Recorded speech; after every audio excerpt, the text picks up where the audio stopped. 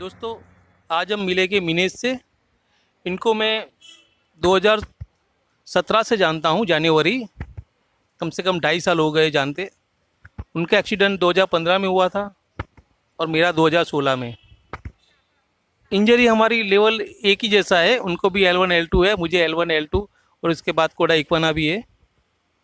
तो जब मैं एक्सरसाइज करने जाता था तब ये वॉकर से चल पाते थे और मैं उनको काफ़ी देखता था, यानी देखा करता था कि भाई ये मैं कब वॉकर से चल पाऊंगा।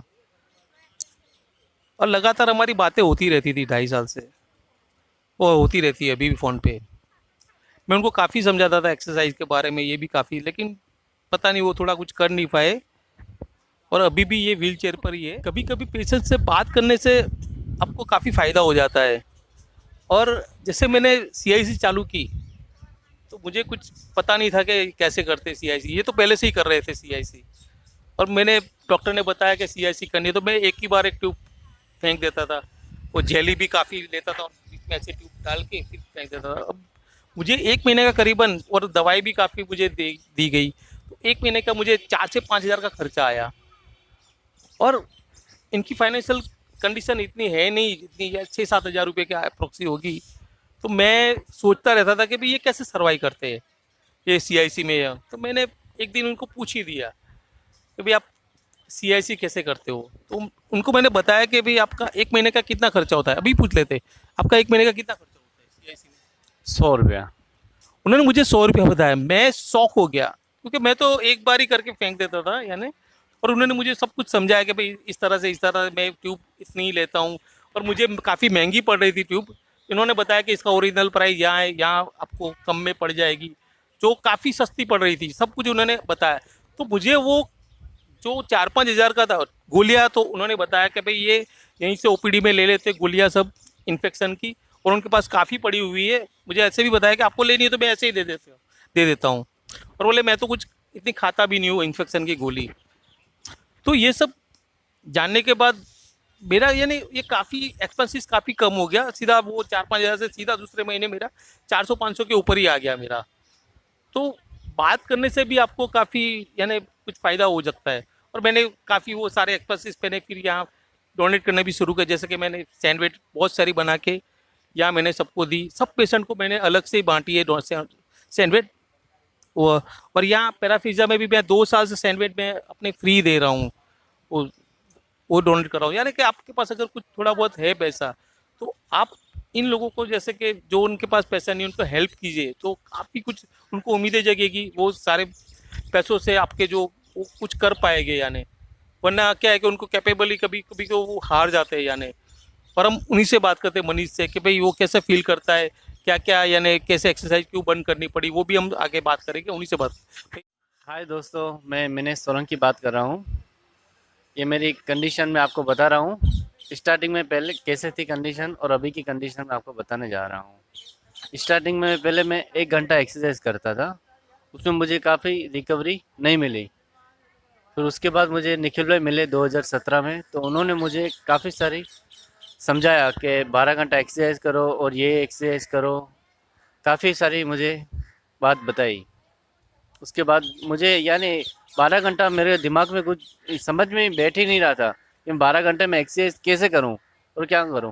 मेरे दिमाग में यही था कि मैं 1 घंटा एक्सरसाइज करूं, वो बढ़िया है। पर 12 घंटे निकले मिले उसके बाद मुझे पता चला कि इतनी एक्सरसाइज करोगे तो ही ठीक होगे, उसके पहले ठीक नहीं होगे। स्टार्टिंग में जब मैं वॉकर पे चलता था और निखिल भाई व्हीलचेयर पे आते थे, मैं सिर्फ 1 ही घंटा एक्सरसाइज करता था और निखिल भाई वही टाइम पे 12 घंटे एक्सरसाइज करते थे।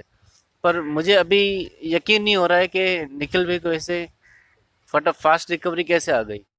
देखिए दोस्तों, इनकी रिकवरी इतनी फास्ट है, मैंने खुद देखी हुई है। और ये एक्सरसाइज भी बहुत बढ़िया करते हैं। लेकिन क्या है कि कभी कुछ फाइनेंशियल पोजीशन भी ऐसी होती है इंसान की कि वो कुछ कर नहीं पाता है, कभी डिप्रेशन में चले जाता है। और ये सब तो होता ही रहता है। उनको कभी कभी डिप्रेशन में भी चले जाते थे, मुझे पता है कि भाई कभी कभी आ भी नहीं पाते थे 1-2 महीने, ये फाइनेंशियल पोजीशन की वजह से, क्योंकि आने जाने में भी उनको 200 रुपये के आसपास लगता है। एक बार तो मैंने हिम्मत करके, उनको ट्रंक कंट्रोल बिल्कुल नहीं था, और वो कंप्लेन करते थे, बोले थोड़ा बैठना आ जाए, टंग कंट्रोल आ जाए तो अच्छा है। तो मैंने हिम्मत करके एक डॉक्टर से बात की हेल्दी फ्यूचर में, और वहाँ हमने उनका, मैंने आधा एक्सपेंसेस बेयर किया और आधा डॉक्टर ने बेयर किया, और मैंने उनको एडमिट करवा दिया वहाँ। और कम से कम ऐसे पैसे भी बता दूँ तो 750 के आसपास रोज का या उनका रिहैब था, और 4-5 घंटे उनको एक्सरसाइज रोज करवा दे। इनको वो 2 महीने में मैंने देखा काफ़ी अच्छी मूवमेंट आई, उन्हें उनका रिक्शा में पैर खड़ा नहीं हो पा रहा था। उस बार दो यानी 2017 की बात है, यानी दिसंबर के आसपास मैं ले गया था उनको। तो 2 महीने के अंदर उनका पैर पूरा रिक्शा में उठना शुरू हो गया बहुत ही अच्छे से, और टंग कंट्रोल पूरा, रिक्शा में बैठ नहीं पा रहे थे वो सीधे, वो बैठना चालू हो गया था उनको। फिर 2 महीने के बाद अब उनको क्या है कि मैं कभी कभी नहीं आता था, तो उनको खुद को रिक्शा के पैसे आने जाने के बेयर करने पड़ते थे, जो कम से कम 400 रुपये के अप्रोक्स थे उनके घर से वो रिहैब में जाने के। तो वो फाइनेंशियली उतने स्ट्रांग नहीं थे कि भाई वो 400 फिर भी वो करते थे। 2 महीना तो उन्होंने कैसे भी मैनेज किया। फिर उन्होंने भी फिर आना मना कर दिया, बोले यार आप नहीं आओगे तो मैं नहीं बेयर कर पाऊंगा। फिर थोड़ा डॉक्टर ने भी थोड़ा बोला कि यार ये कुछ एडजस्ट नहीं हो रहा है कुछ फाइनेंशियल में।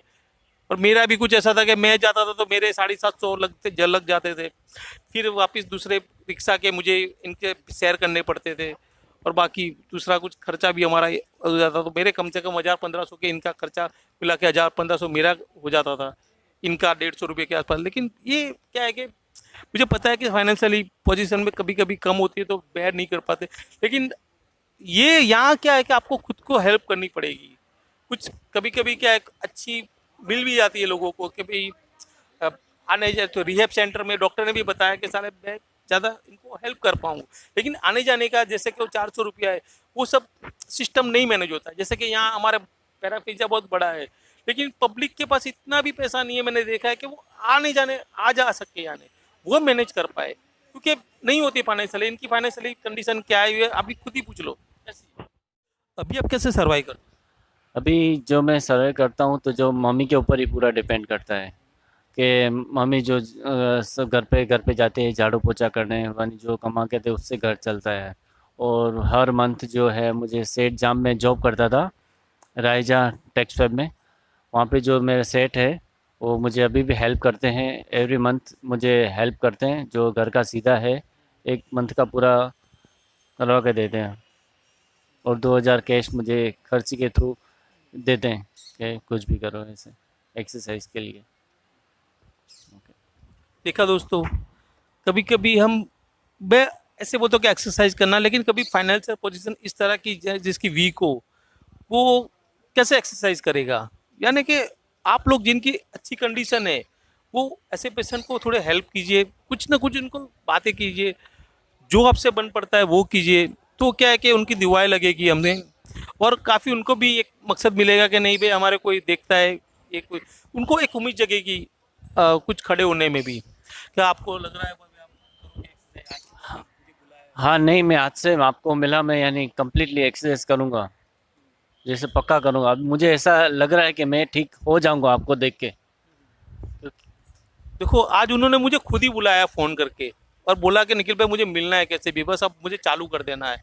जो सारे गम जो भी डिप्रेशन सब एक बाजू रख के मुझे एक्सरसाइज करनी है बस अभी। और उनको पता नहीं आज अंदर से क्या हुआ, उसने खुद ही फ़ोन लिया, वरना मैं कभी कभी फ़ोन करता था तो वो ऐसे बोले कि हाँ आता हूँ नहीं आता हूँ।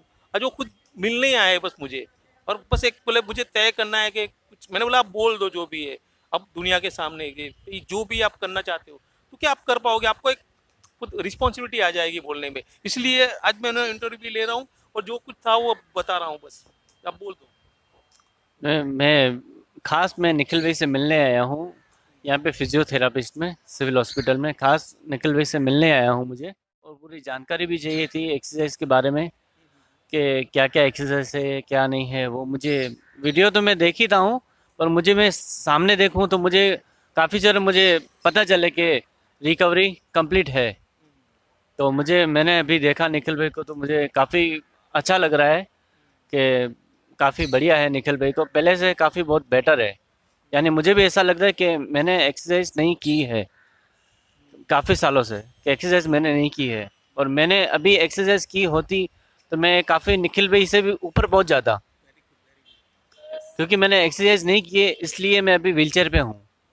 और मैंने एक्सरसाइज की होती तो मैं बहुत आगे निकल जा चुका होता, और अभी मैं व्हीलचेयर में बैठा नहीं होता।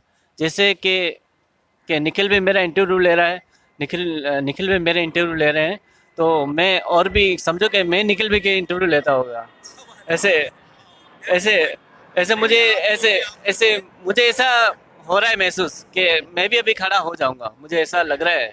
माइंड में, मेरे माइंड में ऐसा लग रहा है कि मैं भी अभी अभी एवरीडे एक्सरसाइज करूंगा, काफ़ी सारी बहुत एक्सरसाइज करूँ, जैसे जैसे आपने बताया है निखिल भाई, मैं ऐसे ऐसे एवरीडे एक्सरसाइज करूंगा।